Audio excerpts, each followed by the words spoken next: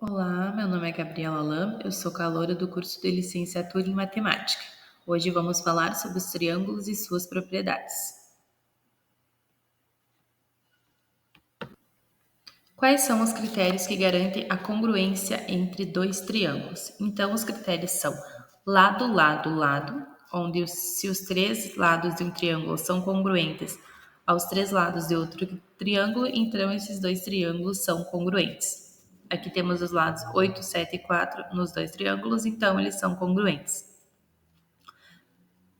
O critério lado, ângulo, lado, se os dois lados e o ângulo incluído entre esses lados em um triângulo forem congruentes aos dois lados e o ângulo incluído entre esses lados em outro triângulo, então os dois triângulos são congruentes. Aqui a gente tem o triângulo medindo lados medindo 5 e 7 e o ângulo medindo 45 graus em ambos os triângulos. Também temos o critério do ângulo lado ângulo, que se dois ângulos e o lado entre esses ângulos em um triângulo forem congruentes aos dois ângulos e ao lado incluído entre esses ângulos em um outro triângulo, eles também são congruentes.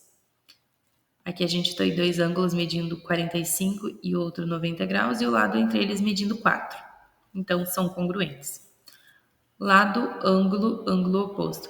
Se dois ângulos e um lado não incluído entre esses ângulos em um triângulo são congruentes aos dois ângulos e ao lado correspondente não incluído entre esses ângulos em um outro triângulo, eles também são triângulos correspondentes, que são congruentes. Aqui a gente tem um lado medindo 5 e um ângulo medindo 38 e o outro ângulo oposto medindo 70 graus. Como a desigualdade triangular influencia as propriedades de um triângulo? Então, a desigualdade triangular, ela afirma que a soma dos dois comprimentos de quaisquer lados dos triângulos, ela deve ser maior que o terceiro lado.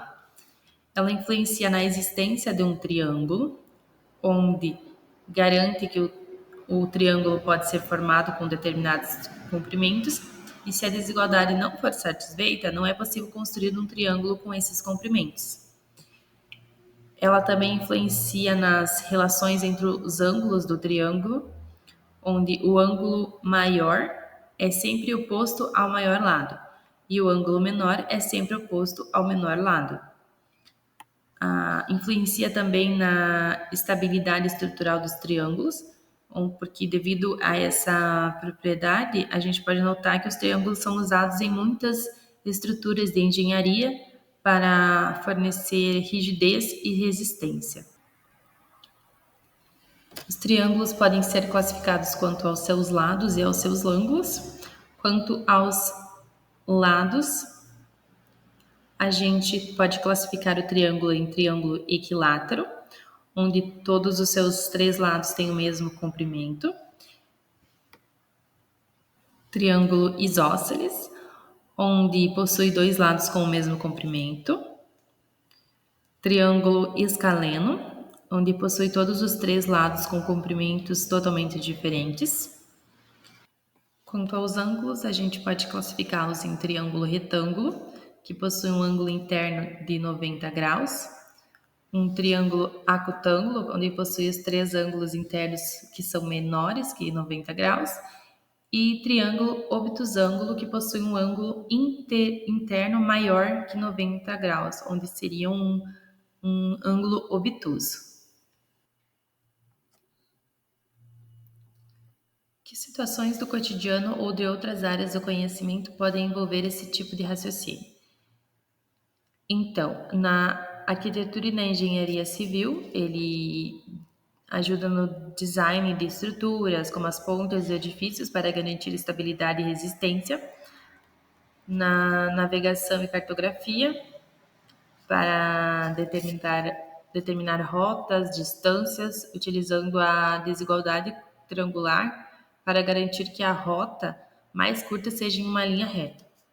No design de produtos, no desenvolvimento de produtos que requerem rigidez e estabilidade, como embalagens e estruturas de suporte. E na robótica também no planejamento dos movimentos dos robôs para garantir que os movimentos sejam fisicamente possíveis e eficientes, e também influenciam na computação gráfica de jogos, na astronomia e na topografia.